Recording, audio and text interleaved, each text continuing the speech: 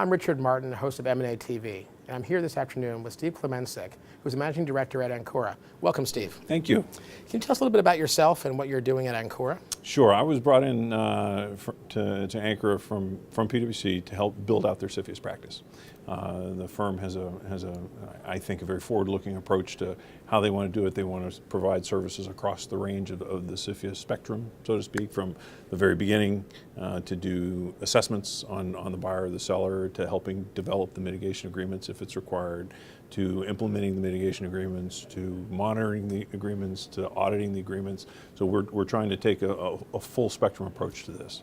The firm itself is about 650 professionals, has a very sound skill set, particularly in monitorships, is one particular area that we've been able to turn to help with the CFIUS work. But across the board, they've got a global infrastructure and real estate business. They have a transaction advisory business. And it is an advisory services only firm. So we don't do people's financials, do company financials. We can do audits, but we do forensic work. But it's advisory only. Cool. So can you talk to us a little bit about the new legislation around CFIUS? Sure.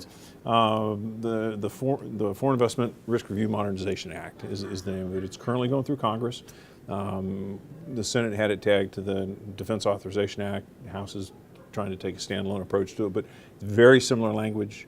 A few differences, but by and large, it's remarkably similar that the two houses have come together with this. It's probably going to pass sometime later this summer, and then there will be some time for the regulations to be written up. So for the implementation regulations that have to be written up. So that it's one thing to get the law, then you have to be able to apply it. But the law itself expands the jurisdiction somewhat. It redefines some things. When the original CFIUS law, the Foreign Investment National Security Act, was written in 2007, there were technologies that simply didn't exist that are all the hot topics today. Well, the law needed to catch up with that, and it did need to be updated. So they've updated it, they've expanded some of the jurisdiction on it, they've put definitions in where before things were just kind of understood. And there is a piece on China in there, specifically on China, that requires reports every couple of years to Congress on what their investment activity has been. But the law is going to increase, in some respects, it's going to increase the number of cases that the committee is going to deal with, which is, we're here to help the companies work their way through that. Okay. And what do you foresee the impact to be on private equity investment?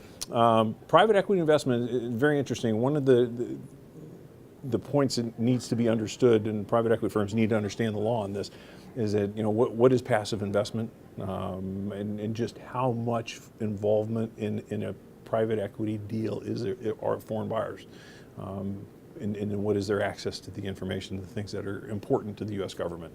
That will be a critical point for PE firms to understand, because a deal can be scuttled because if it's the wrong buyers, the buyers have the wrong connections, they have history, because you may rest assured the government's going to look at it, and if it doesn't fit, if it's not right, they're going to run into problems with the committee.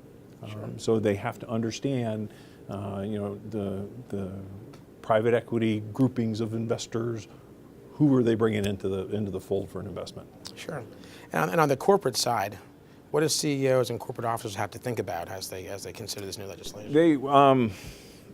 One of the things that they're going to have to consider is, okay, from the U.S.